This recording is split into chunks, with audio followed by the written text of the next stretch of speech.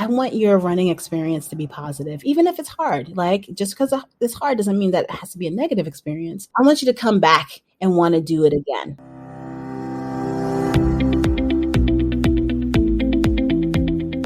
Welcome to Running is Cheaper Than Therapy podcast. I am your host, Dr. Weta L. Brown. I inspire and promote movement. I explain how running adds to life from a mental wholeness aspect, how obstacles can be overcome in life to make it to your finish line. Welcome to Running is Cheaper Than Therapy, episode 53. Today, I welcome a very special guest. Although all of my guests are special, I appreciate this special guest for taking time out of her hectic schedule. Today, I welcome Mirna Valerio to the show. She is a native of Brooklyn, New York. She is a marathoner, ultramarathoner, now cyclist and skier. She is an author, a blogger. When she was a child, she discovered her love for the outdoors while playing with her cousins. In high school, she signed up to play field hockey, and that is where she developed her love of running. She continued running until this day. She also is a talented singer. She attended the Juilliard School during the weekends and actually attended Oberlin Conservatory of Music in Ohio for college, where she studied Spanish language as well as vocal performance. She worked as a high school Spanish teacher before her running career took off. Mirna experienced a health crisis in her early 30s and began exercising more regularly. She soon began running 5Ks, half marathons, marathon, and progressed to ultra marathons. She loves ultra marathons. It is her favorite, and she particularly loves trail running. She has completed 11 marathons and 14 ultra marathons. She prefers trail running because it forces her to be more present in her mind and body while also connecting with nature. In 2012, she started a blog called FatGirlRunning. Her blog became viral. In 2017, she turned her memoir into a book. Mirna has been featured in the Wall Street Journal, Runner's World, been on NBC Nightly News, CNN, the CW Network. She also has a REI produced a documentary called The Mirnavator. Her writing has been featured in Women's Running Magazine, Self Magazine Online, Outside Online, and Runner's World. In 2018, she was chosen as the National Geographic Adventurer of the Year. Please welcome Mirna Valerio to the show. Well, thanks again for joining me today. Thank you for having me. So, we'll just start with a few questions. When did you start running?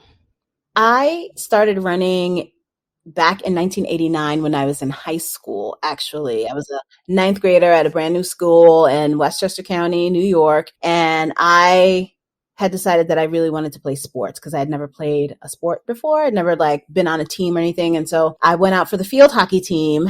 And that first day of field hockey practice and doing all of these drills and warm-ups, you had to do a warm-up of a mile, which I had no reference point for.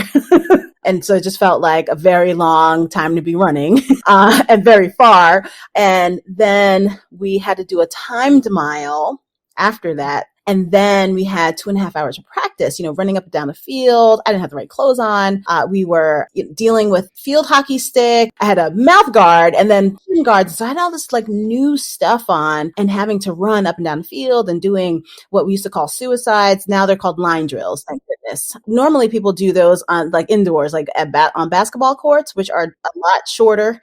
So yeah, we had to do all of that. And even though it was very, very difficult and I didn't know what I was doing, and the coach comes up to me and says, "Hey, you're doing it. This means that you want to be here. You're still working hard. So great, keep it up." And so it was that actually started me running. I was like, I want to be better at this. I want to be a contributing part of the team. And it's a lot of running. So I should probably be better at running. And so I got up the next day, 1989. I was 13 years old. I hadn't yet turned 14 and started running the next day because I wanted to get better at that first initial mile that we did. And then I did. So that was the beginning of my running self back in the 80s, late 80s, early 90s. So how did you, I guess, train on your own? So you just said, I'm going to break up this mile. Did you run the whole mile, or you just say, I'm going to walk a little bit? 100% sure that I did not run the whole mile because I wasn't able to. I think at this point, because I'm running around a field, I would jog and I know jog is a very polarizing word. This is definitely a jog. I would jog the longs and then walk the shorts. Jog the longs, walk the shorts. And sometimes I had to walk the longs and then the shorts. Whatever I did to achieve a mile. So that's what I did. It wasn't planned. I didn't know anything about running. Mm-hmm. All I knew was that I needed to move my two legs. And eventually, after doing that a couple of times a week, along with 2.5 hours of practice, Mm-hmm. 5 days a week, and games and such. And then I also had to do PE because I had to do my PE credits, and I had amazing PE teachers.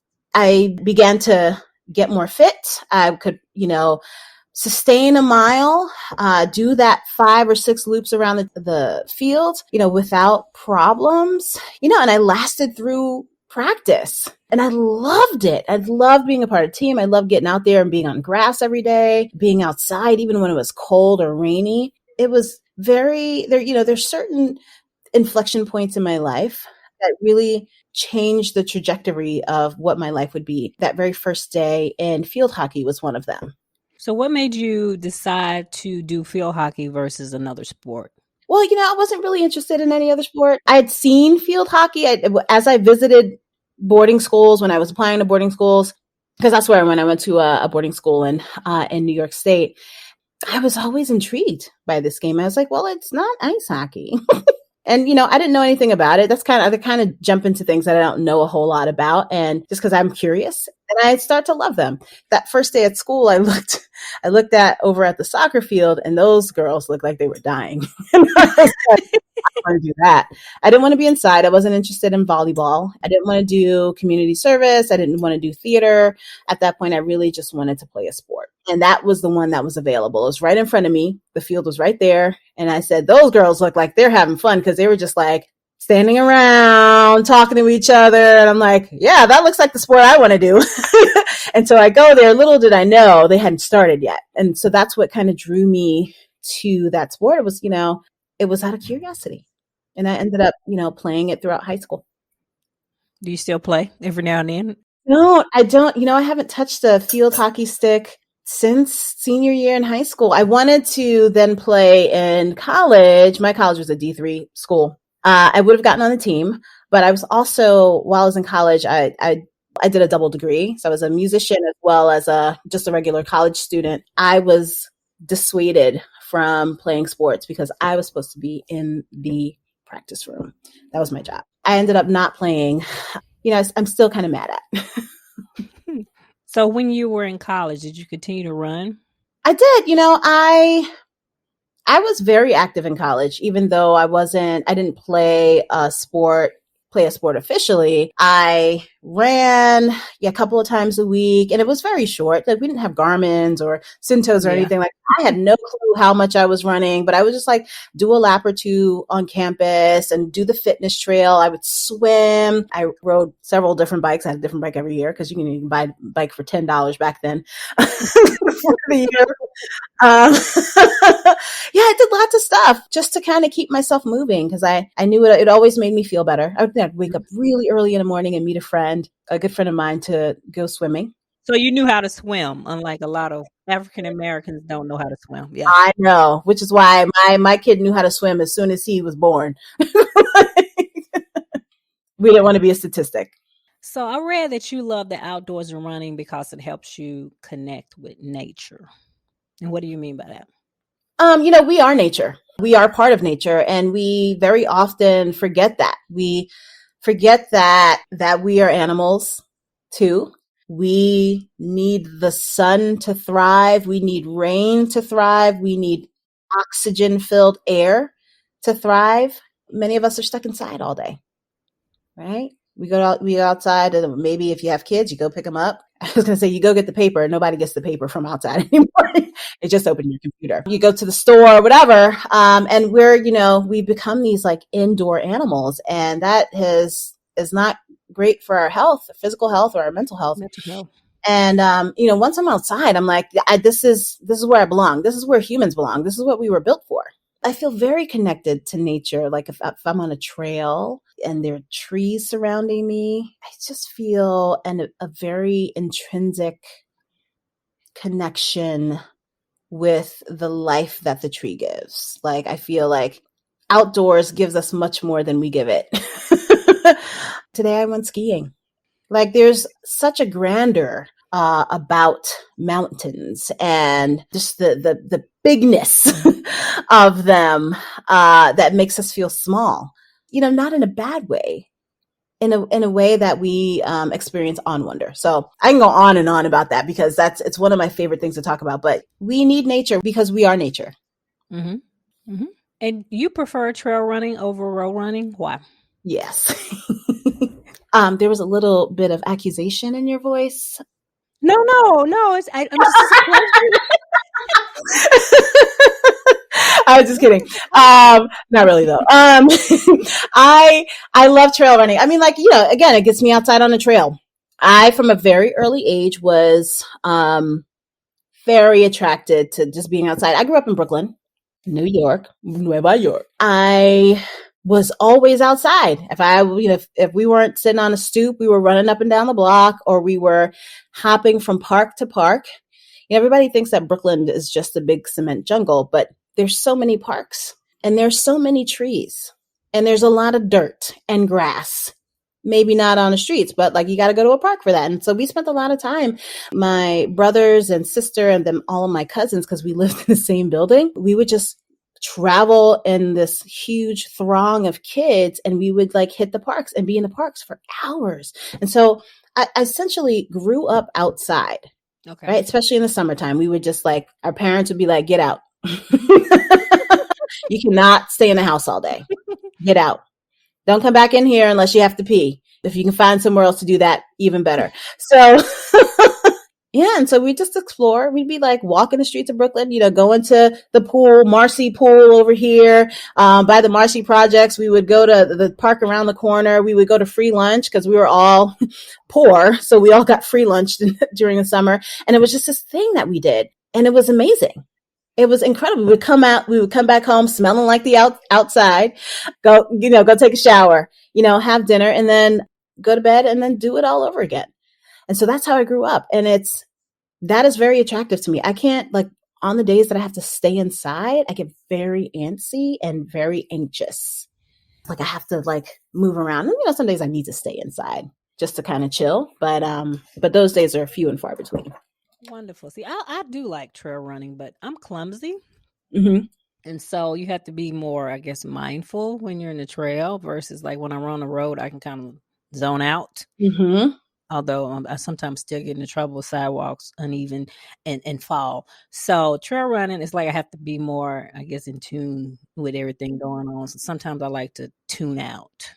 So, and then I used to be, once upon a time ago, before all my injuries, like so concerned about my speed. So in trail running is slower than, say, road running. I don't care about that anymore, but this is once upon a time ago. Well, it's true. It's a different kind of beast because you have to worry about roots, tripping over roots, and watching out for low hanging branches and inclines and declines, and running on a very, very cambered surface and turns, and like some people are worried about animals.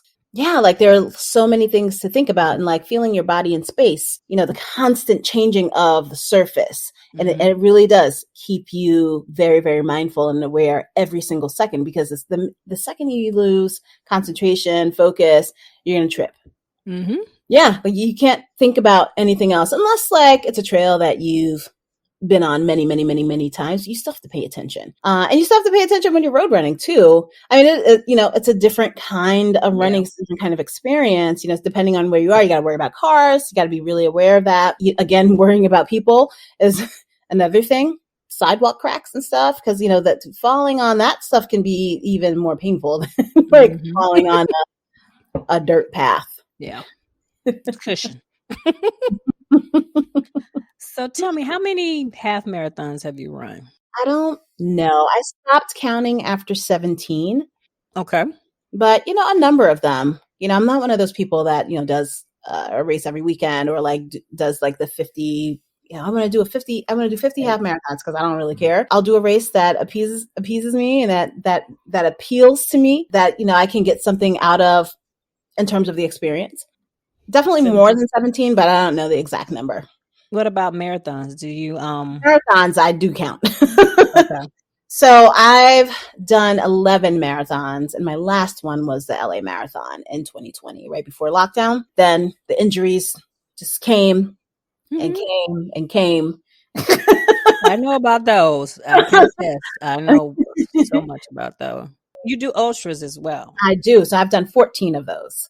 So I guess you prefer ultras over. I do. Well, because most ultras are not on the road. I recover from them much more quickly than I do with road marathons. With road marathons, I have a lot of inflammation. Although, I mean, I love them. I love any kind of marathon. But I definitely, it takes me a longer time to recover from road marathons than from ultras, even though ultras are longer distances. Well, because, you're using the body in all planes, you're using many more muscles, and you have to move in different directions, right?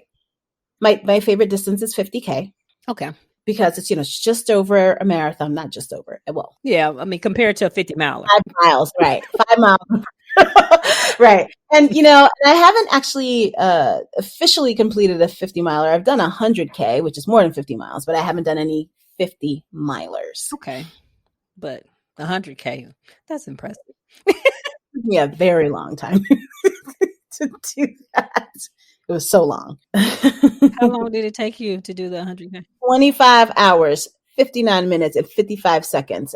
Out in the desert. It was the Javelina 100K in Fountain Hills, Arizona, in the McDowell Sonoran Preserve. And it's 4 loops of around 16 and a half miles. And my first 2 loops were amazing. I felt so good. It was 50K. I was like, I got this. And as soon as I started on my 3rd loop, I was like, I don't have this. Because I hadn't done anything over 35 miles. And so that was a lesson. It was, and that 3rd loop was the sun was going down, and, intellectually I knew that it got cold in the desert, but like I wasn't prepared for the cold in the desert. And then my lamp went out. And so we're running. So I'm freaking out. I hallucinated. Oh, it was a lot. 30 something hours. And so that 3rd loop was really hard, and I bunked. I couldn't eat. I couldn't drink. And after I visited one of the aid stations, and they really took care of me. Had me like put my feet up by the fire. They fed me soup and broth and ginger for my tummy. And then it was like a rebirth. And then I finished that loop, and then I went out for my 4th loop, which was difficult, but I knew that I could do it. And it was glorious. And it was the sun. I had started running when the sun was just coming up, and I was finishing as the sun came up. And it was one of the coolest experiences I've ever had in my life. I mean, I was hungry for a month. A month. It's so funny because, I'm not into weight loss or anything like it. I'm, intentional weight loss or diet culture or anything. But the funny thing was, like, after that race, I couldn't keep weight on no matter what I ate. My body, I was literally hungry for like 3.5 weeks. I was so hungry all the time. And then I couldn't drink enough water. But I wasn't like tired. My body felt good after this, like being awake and moving for 25 hours, 59 minutes, 55 seconds. It was very interesting to see how the body works and refuels itself. And that was a big experiment for me. Interesting. That was on my list. I think I was supposed to do a 50K in DC when I lived in Philly, but I think I got injured or something, so I had to cancel it because I've had so many injuries over the years. So, but I still want to do an ultra. I don't know, but I want it to be a road race though. You want it to be a road race? Well, there's the one in Central Park. There's the 60K. Okay. I've done that. I really like that. It's I loops. like running at Central Park. At least I used to. You can zone out. Yeah. You know, the first loop is 5 miles, and then all of the other loops, the next 9 loops are 4 miles. And it's like, and you get to know the people at the aid stations, and you really don't have to think. And it's like, and people are cheering you on, and it's in it's in a park. It's, that was one of the highlights, I think, of, was it 2018 or 2019? I don't remember, but just like such a cool thing to do. Okay. I'll add it to my list when I can really run again. I'm recovering from injuries, so. Welcome to the club. So what's on your bucket list as far as running? Do you have one? A lot of the things that were on my bucket list, I've been able to do. I know, right? It's so cool. Well, I was supposed to do UTMB, the Ultra Trail de Mont Blanc. Okay, whoa, that sounds wonderful. And I bet it's pretty. Yeah, I was supposed to do it. I was signed up for 2 years in a row, and the first year was obviously canceled because of COVID. And then last year had been really unable to train as much or to train for the distance because I was still recovering from meniscus surgery. And I didn't realize how long it took to recover from like I was all healed and everything, but just like getting the body back in working order so long. And I was just trying to be smart about it. And then I had plantar fasciitis. Like, it really was awful. That was more demoralizing than having a knee injury. With the feet, it's like your entire body hurts. Yeah, I had it for 2.5 years. Oh my God. Yeah. I could talk about this for hours, but I won't. Yeah, I'm just so glad that I did get a steroid shot, but I had started PT before then, and then really try to do a lot of strengthening stuff and started on supplements and finally, knock on wood, I signed up for my first race since 2020, and I got another one on the horizon. So but I'm taking it slow. Like, I'm not doing any ultras this year. I'm not doing any marathons this year. Everything's going to be under 25K. So what's your next race, or which race did you sign up for? I'm working with Blue Ridge Marathon people to do their Blue Ridge half marathon down in Roanoke, Virginia, and to do some speaking there as well. And then I signed up for the Finger Lakes 50s, 25K. I was really tempted. To go out and sign up for the 50K, but I was like, I have to be smart. It's one loop. It's a long day, even that one loop. But then, then it's over. Then I don't have to go out for another loop. So one and done. It's a camping race. So you camp out the night before, which is one of my favorite aspects of it. And I always bring my mom. Oh, cool. She loves it. And then there's like a big barbecue at the end, and, and then we could just hang out and be outside, and then have the best sleep of your life in the tent after moving for a couple of hours, because it's dark. There's no noise. The air is fresh. I mean, it's amazing. Those are the things on my docket. And then I'm going to do some bike races as well. What kind of bike races? I like to bike too. All gravel races. I've got one here in Vermont. It's called Rooted. So it's a 48 miles. So I'm a little bit scared of that, but and that's their shorter race. The hills here. Yeah, the mountains. Yeah, I know. I mean, I moved here for the mountains. I don't regret it. Yeah, so there's that one, and then there's the one out in Colorado that I did this past summer called Steamboat. That one, I'm just going to stick with the 37 mile. I'm not trying to be crazy. Okay. And I don't want to overtrain because I still have to run, and I've got to do all this other stuff to just make sure that I can last the entire year. Yeah, and then I have one more race called Rebecca's Private Idaho in September, and that's the season. So tell me about the gravel. You gravel bike and you mountain bike. You road bike as well?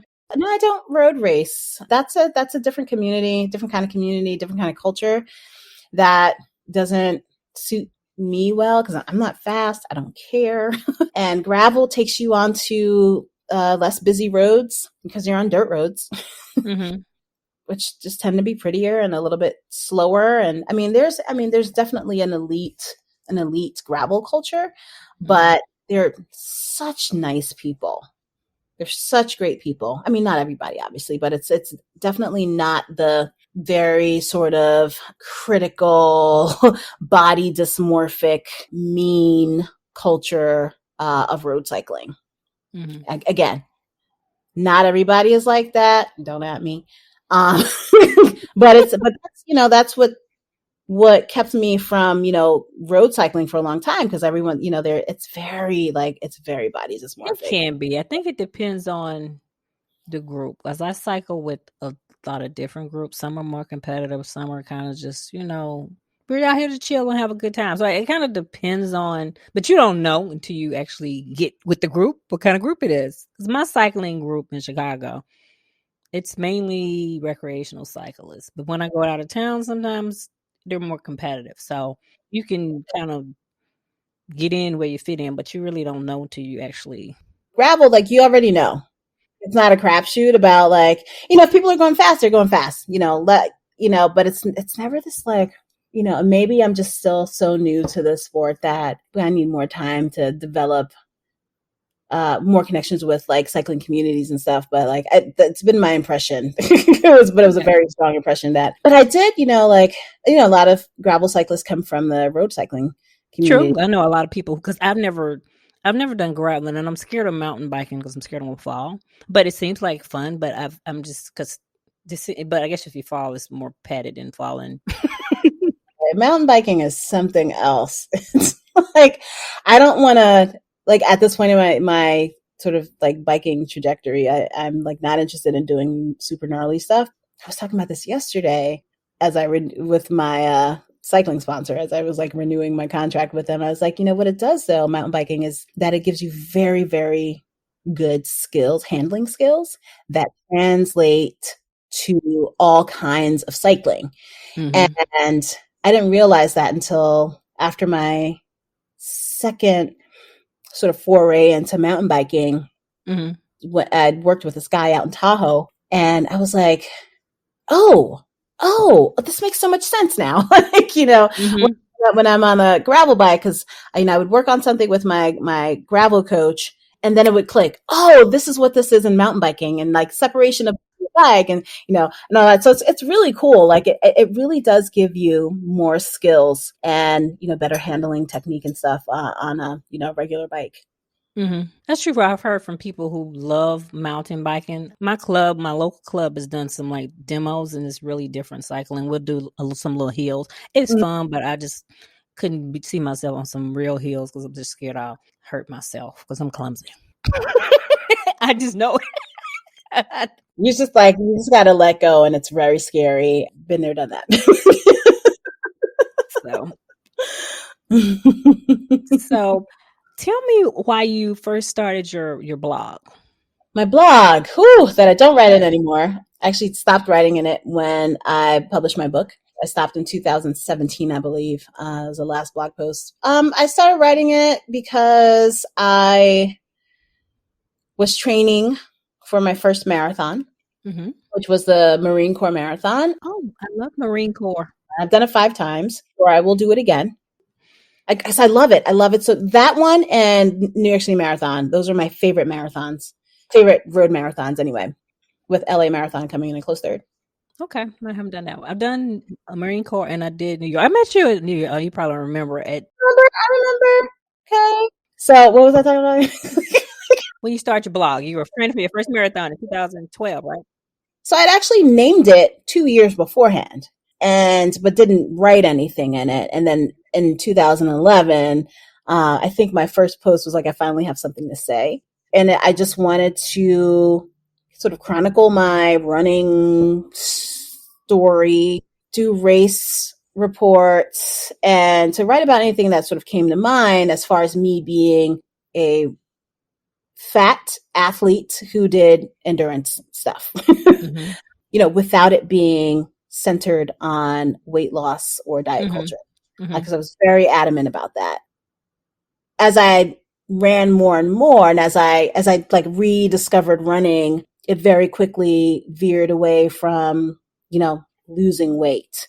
It was the thing that I did, and I did for pleasure, and I did because it made my body feel good, and made my heart feel good, and my mind feel good. And so that's what I wanted to focus on. And and I wrote in it. I didn't write in it regularly. It was like anytime I had something to say, that's when I would write. I wasn't thinking about monetizing it or anything, because I didn't even really know what blogging was about. All I knew was that it was a vehicle for me to write. Okay, share your story. So yeah, I did that, every now and then for a couple of times. I would write a post and then link it on Facebook, and some people would read it, some people would comment, and I was, that's cool, whatever. That was 2011, and then in 2015, after I had moved from New Jersey down to Georgia, I wrote this one post about, because I was mad this one day. I was really, really mad. I was carrying a lot of negative energy from people telling me, oh, and this doesn't have anything to do with running, but, people would tell me, hey, Mirna, you need to dress better. Really? Yeah, my friends. And, they didn't do it with any sort of bad intentions. I've always gotten this commentary from friends. You need to dress better. I mean, I dress okay now. Because I dress in sports clothes every day. Yeah. And so that's going around in my head. My back was hurting. I was mad about something else. And then I was also thinking about, that same day I went to the doctor. It was a new doctor, and that I had so many sort of humiliating experiences with doctors who looked at me and were like, oh, well, you obviously don't exercise, so you need to exercise. And so I would say, I'm training for 2 marathons. Yeah. They're like, but do you exercise? I'm like, you can't do a marathon that's exercise. You got to run. Yeah. I'm just going to show up. And anyway, so and it was just sort of this inability for the medical profession to actually see you and listen to you. And so I was thinking about that. And so that day I went to the doctor, and I said on the intake form, because it was a new doctor for me, I was like, do not ask me, number 1, to lose weight. Number 2, if I exercise. I was like, I exercise 5 to 6 times a week. I have run so many marathons. I have done this. In fact, today I did this, and so I'm on a long-term march towards health and wellness. So please actually talk to me before you give me any suggestions about my weight. So that was that. And that post got a lot of views. It didn't go viral, but it got a lot of views. And then it got to the attention of people in the media. So how did the doctor visit go? Doctor visit went amazing. Okay. It was amazing. Oh, and I went because my back was hurting. What I heard from the nurse practitioner who really became an ally in my journey, my fitness, my running journey, because I was already fit, my running journey, I heard her outside my door, outside the waiting room. And she said, and she had a gaggle of medical students with her. This is our patient, Mirna Valerio. She is experiencing back pain, and she's a runner. So we really want to make sure that we get her back running. Well, for me, I'm not necessarily on a crusade for fat people, but if you could imagine how much that changed my experience at the doctor's. Yeah, because she cared about you and what you cared about. Yeah. And every time she would come in, if she came in with some sort of person who was doing an internship, it was, oh, this is Mirna, she's a runner, her hamstring is hurting. So let's figure out what's wrong and get her back running. So that has been the tenor of all my doctor's appointments. And so I wrote about that stuff in my blogs. Again, it caught the attention of the media, and that's the beginning of this story right now.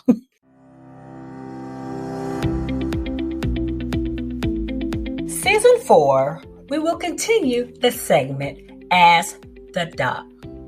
If you have any musculoskeletal questions, please go to my website, click on the link, leave voice message, leave your question, and select questions will be answered on the segment. So were you surprised about how popular or how viral or inspirational your post was, particularly that one? I was, and because I wrote it in anger. Because I was angry, I was like, I'm 100% sure that other people have this experience as well. Yeah. So I put it out there, not expecting anything. Like, I was like, oh, it's time for a new blog post. Let me write about this experience I had today. I got a lot of comments on it. A lot of, wow, that was a great post because I've had the same experience.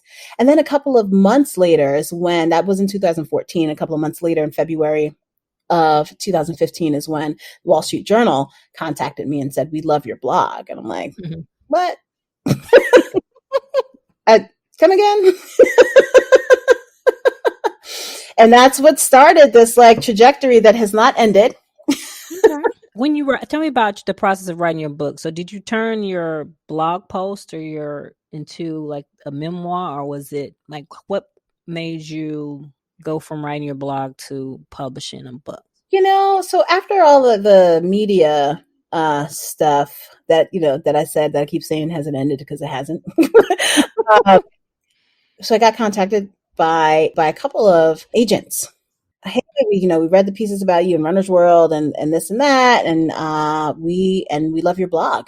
It's good writing. I look at it, I'm like, some of that stuff is really cringy, but I'm just going to leave it as an artifact. Yeah. Like, have you considered writing a book? I was like, well, I did start grad school for writing.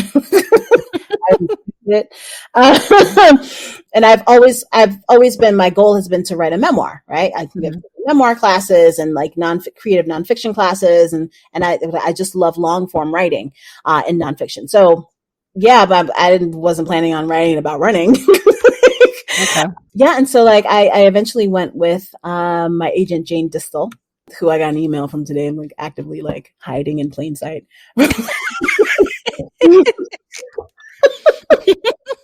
Because I'm writing another book and I'm just like way behind where I'm supposed to be.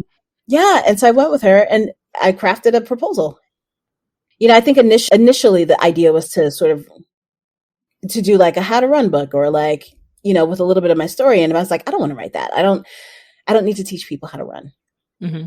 I would like to fill in all the holes left by the media. Mm-hmm. Because right now my story is this 250-pound woman runs. Wow. Mm-hmm.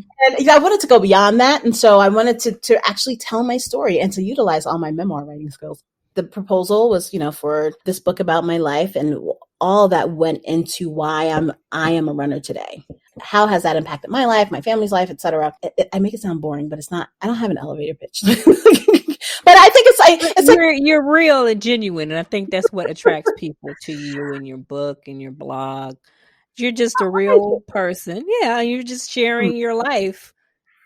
That's what it is. It was sharing my life. And I really wanted to pay homage to my family first and foremost, and then to my education, because without either of those things, I would not be here today. I wouldn't be doing the stuff that I get to do. And it was really cool when the day that I finished the book, the manuscript, I was surrounded by family.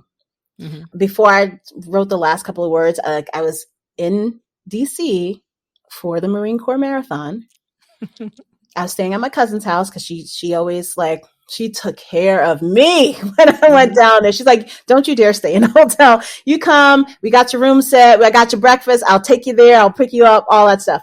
And so before I wrote my last words, so she and her son and daughter, I invited them to come and watch me write the last couple of words in my manuscript. And it was just so cathartic and wonderful, especially since the next day was the Marine Corps Marathon.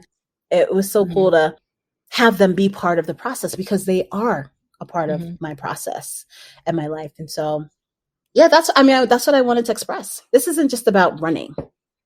Mm-hmm. Running is a metaphor for a lot of things. And again, it has impacted my life and my family's life in so many positive ways. I wanted to express that. It doesn't have to be competitive. It doesn't have to be, what people make it out to be. Mm-hmm. So that's why I wanted to write that book. Okay. And that's why I still get a check every month. Hey. I'm not complaining. Not at all. So I read that you're an introvert. I'm sure you're an extroverted introvert, though. Was it hard for you to open up and share, I guess, your story with people? No, I'm a performing artist, right? And a lot of performing artists are, in fact, introverts. Okay. So when we're on stage, we're on, right? And it's us. It's maybe a more polished version of who we are. Mm-hmm. But it's us, right? What energizes us is time alone, not peopling. But I do that for work, right? I was a teacher. Like, I do that for work. After work, I want to be in my room or in my hotel room, staring at a corner, not talking to anybody, because that's how I sort of gather myself, right? So I'm definitely like, when I'm out, when I'm on stage or whatever, when I'm, doing a podcast interview, I'm definitely on, and I seem like an extrovert. I have become more extroverted as I have gotten older, and and then the lines of work that I'm in. But I definitely, if I walk into somewhere and I don't know anybody, I am. It's a lot of anxiety. It's a lot of, that kind of thing. Okay. Yeah. And I don't do small talk. So introverts don't like small talk. I don't either. I love people, but I like connecting with people. Genuine conversation, not just random. Not filler. Conversation. Because I'm like so awkward. I'm like, I don't know how to do small talk. It's like, like, the weather is shining today. Oh, wait. That's not English.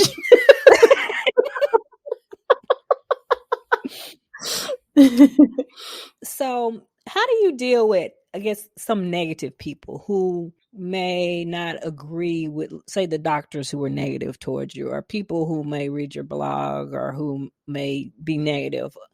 How do you deal with that? In the past, I would say today too, but I don't get a whole lot of negative commentary directed towards me these days. And I try to stay out of it, because, if somebody does write something negative, that has nothing to do with me. Mm-hmm. Right? That's them. That's on their own insecurity, it still hurts. It's always going to hurt. It's always going to be a little traumatic to read something negative, because, we're humans. We want to be liked. Right. But there's some people who are dead set against not liking or loving us, and just disagreeing and being stuck in whatever their own reality is, without realizing that people have different realities and experiences. So, but that's not my problem.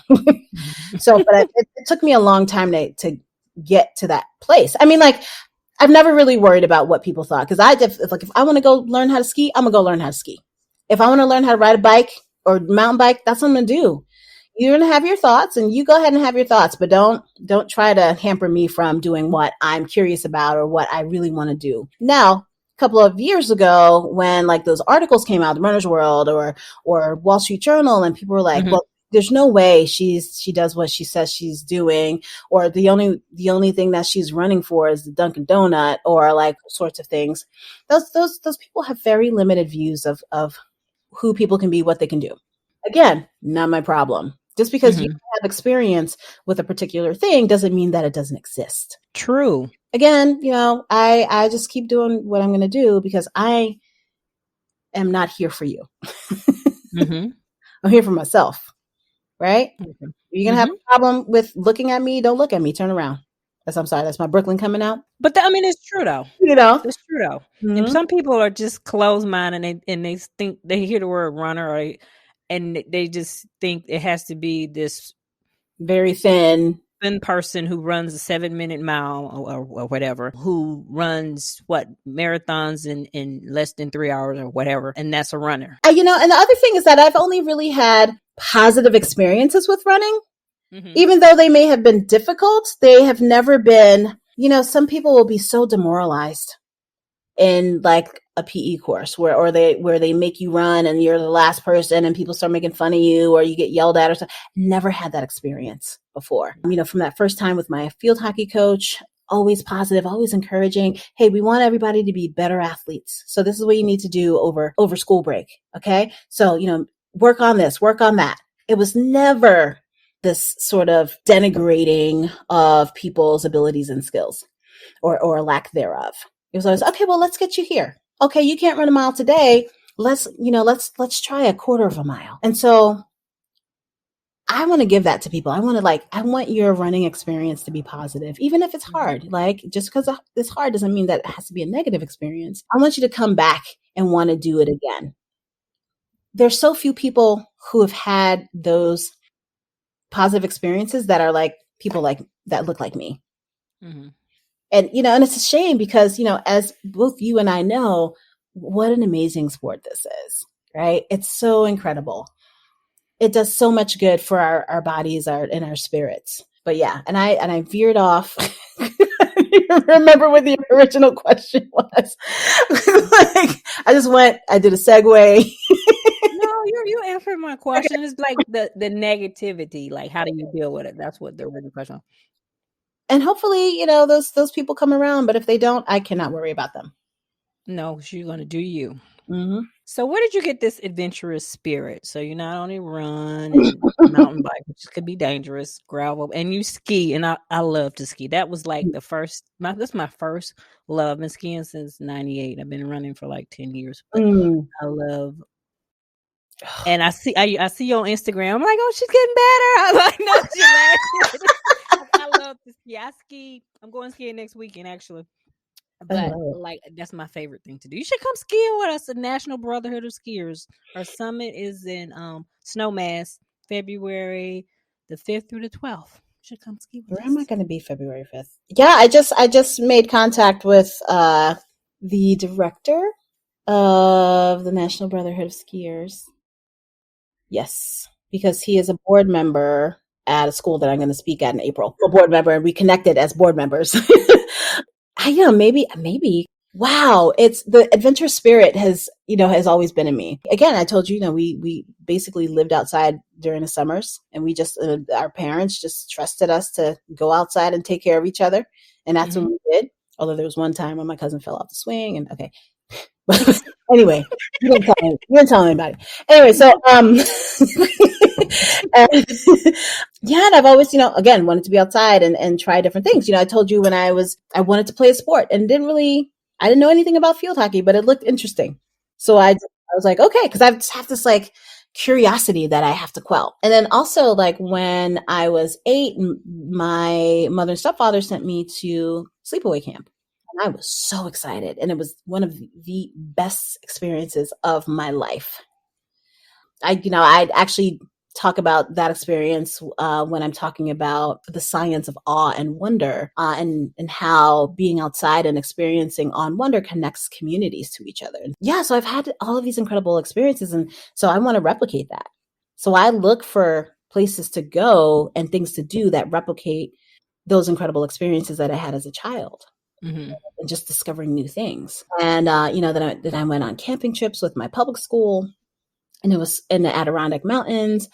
And it was so cool to see our teachers, outside of school and hiking with us and making us dinner. And we slept in tents. No, we didn't sleep in tents. We slept in lean-tos and, experienced, being afraid of bears because it was a real thing. And so that was cool. So I always seek that when I do things and it's one of the reasons why I said yes to Jen Gurecki, who is the CEO of Coalition Snow. Said, hey, do you want a pair of my skis? And I was like, yeah, I don't ski yet, but I'm going to learn. Like, yes. So yeah, that's always been the way that I do things. Like I can be rather impulsive when it comes to outdoor things. I mean, I am. I love it. Hey. Part of my podcast is to feature guests who've overcome obstacles to make it to their finish line. Can you tell me about an obstacle that you had to overcome, whether it be running or another adventure, life, relationships, or anything? Oh, man.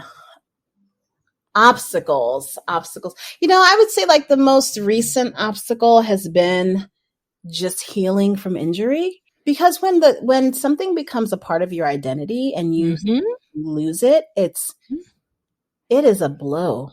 It is a Yes, mental blow. I can relate. I have never experienced the amount of anxiety, because it was, it's my job.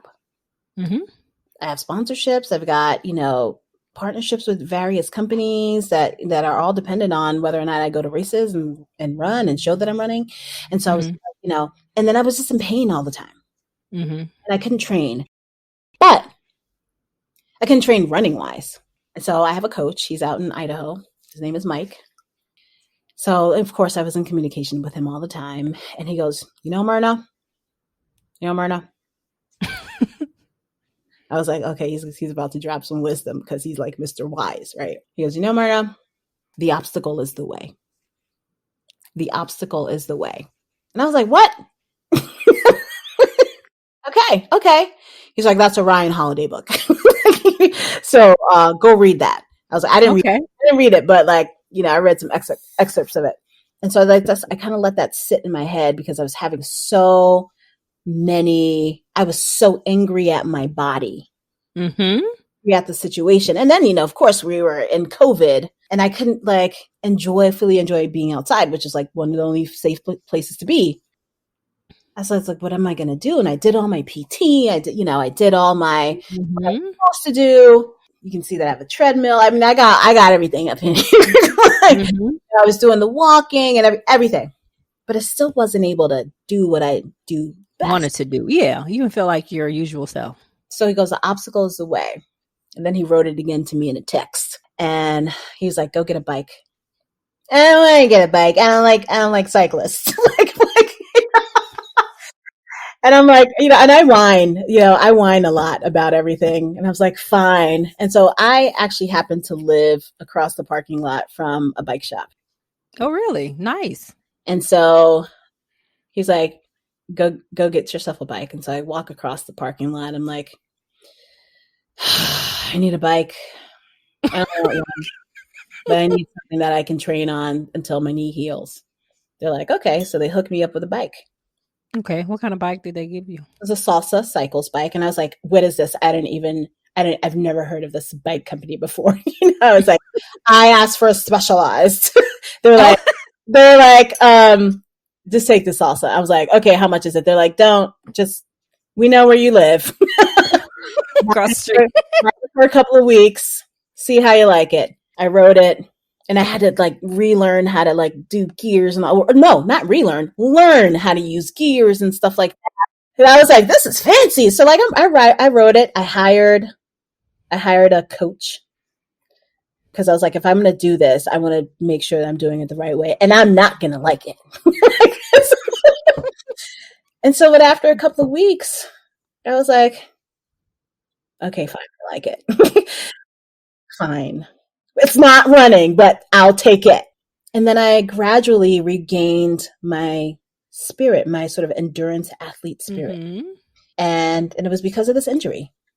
If I had not had the injury, I wouldn't have the coach that I have, my cycling coach that I love so much. That is, and he's become a part of my life. And he, lives locally. So we hang out, we ride together. Yeah, I wouldn't have a whole other community of people that I can lean on and just kind of be in community with.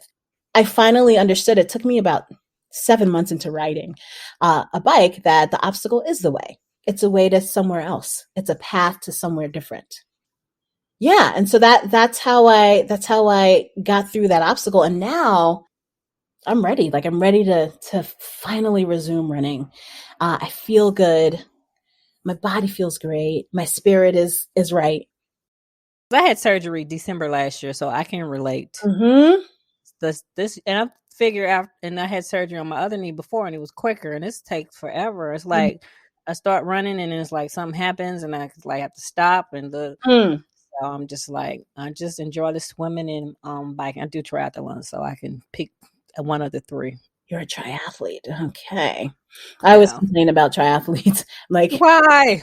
Instagram. I was like, y'all are really aggressive. So don't at me. Because every time, like, if I put up a picture of me swimming, so are you going to do triathlon? Are you going to do triathlon? Are you going to do triathlon? Are you going to do triathlon? There's Jersey Girl triathlon. I'm like, slow your roll. Like, I can't. I'm sure you could do a fun one. I mean, I would, maybe. And I love swimming. Like I love, I'm love, saying love you could swimming. swim, bike. Here we go with the triathletes. What kept me from doing them? I couldn't swim. I had to learn how to swim. So, but you already know, and that's the scariest part. Every race.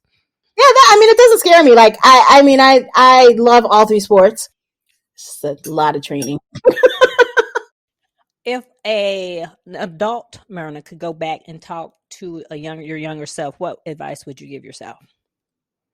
I would tell was it 9th grader or 10th grade Mirna? Either one.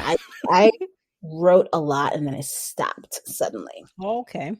And I stopped because one of my peers said something about my writing, said something negative about it.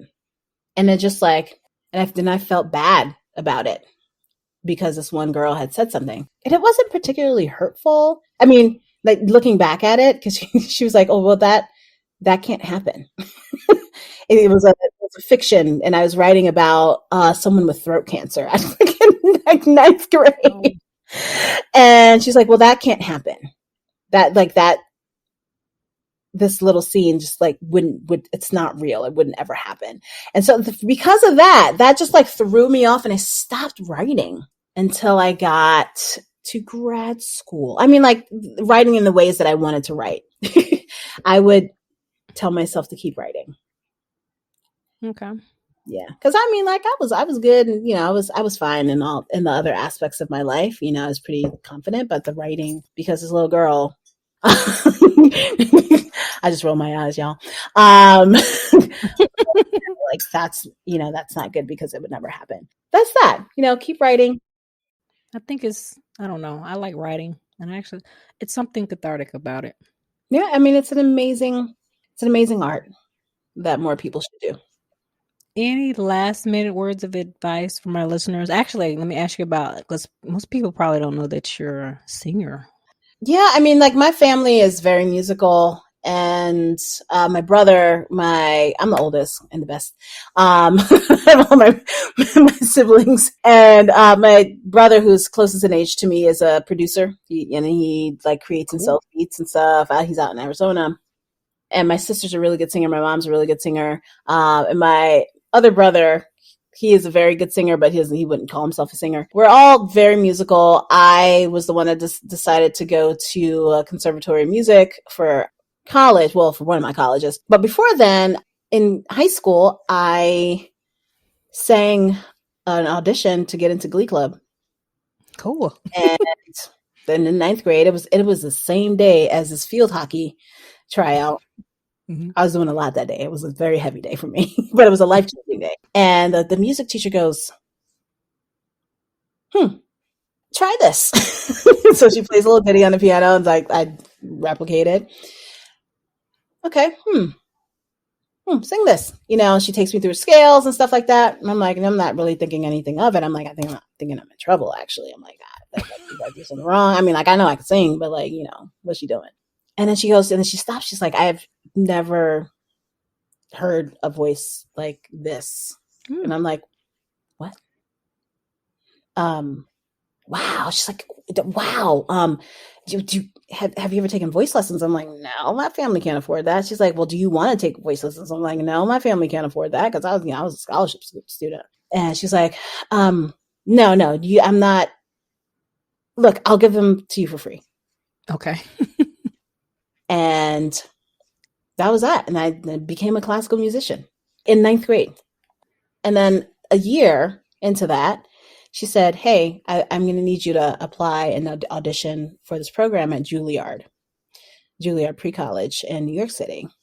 Juilliard being the premier music school in the world. And I'm like, I didn't really know anything about Juilliard. All I knew was that it was in Lincoln Center. I was like, oh, okay, sure, I'll go.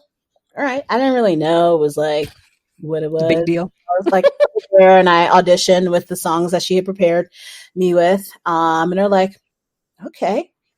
And they had me come back the next week for another audition. I'm like, okay. And they're like, oh, okay, great. And I got in, and then I was in Juilliard pre-college. So like, in addition to being like I was like very big fish in a small pond in my high school. And then I also, which had an excellent music curriculum and program, that I actually eventually went to go teach when I became a teacher. And then I went on the weekends and some days during the week, I went to Juilliard and had Juilliard training. And then I went to Oberlin Conservatory of Music for undergrad and continue my training. And then, after a couple of years going back home to New York and like auditioning and stuff, like I wasn't really into the business aspect of it. I didn't, and doing auditions was very disheartening.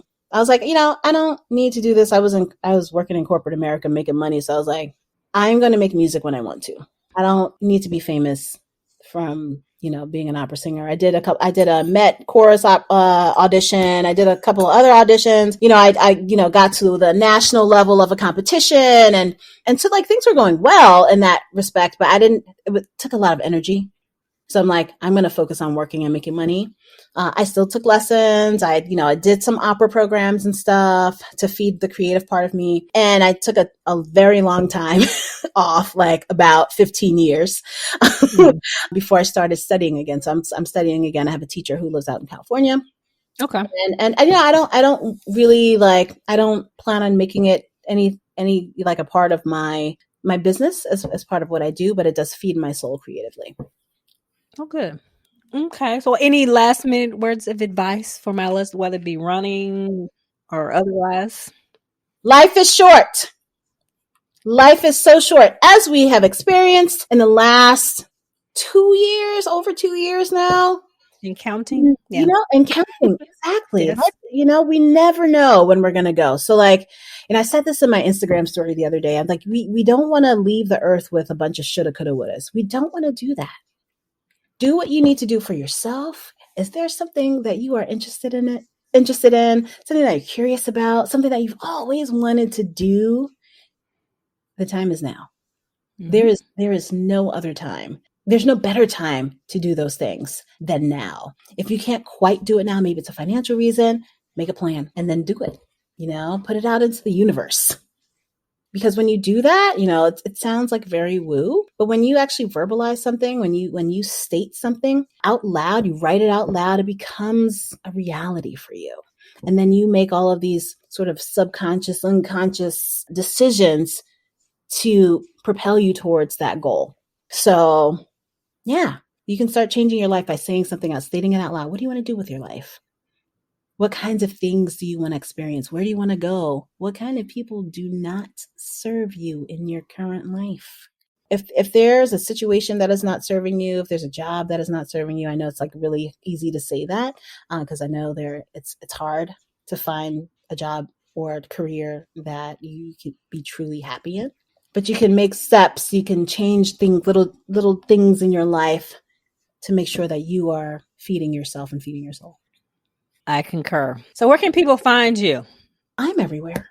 Literally and figuratively. I am mostly on Instagram at the Mirnavator. I'm on Twitter at the Mirnavator. I am on Facebook, if you still do that. I know it's like for the old people, but I'm old. So I have 3 different Facebook accounts. I have my personal account. I have my and I have 2 sort of fan pages: Mirna Valerio the Mirnavator, and then FatGirlRunning, which is the original name of my blog. Slightly different content for each audience, but I have a book called A Beautiful Work in Progress. I'm working on another one, which is fiction, and I'm not a fiction writer, so it's really hard. Cool. I can't wait to hear about it. It's about a Black lady in the woods. Okay. So, okay. And if you Google me, there's lots of stuff. And, as you said, there's a Wikipedia page that I have not seen yet or opened because I'm afraid of any inaccuracies, which I'm sure there are a lot. Well, thank you again. Thank you. Thank you so much for having me today. That wraps up this episode of Running is Cheaper Than Therapy podcast. Thank you for tuning in. If you already haven't, please download Running is Cheaper Than Therapy podcast on Apple, Spotify, or however you listen to your favorite podcast. If you have any questions, concerns, or possible show topics, please email Running is Cheaper Than Therapy, OLB, Omaha Love Brown. Again, that's Running is Cheaper Than Therapy, Omaha Love Brown @gmail.com. I also can be reached via Instagram, Facebook, Twitter, LinkedIn, and YouTube. Handle We Life, We Love. OUI Life, OUI Love. Thank you, and please tune in again.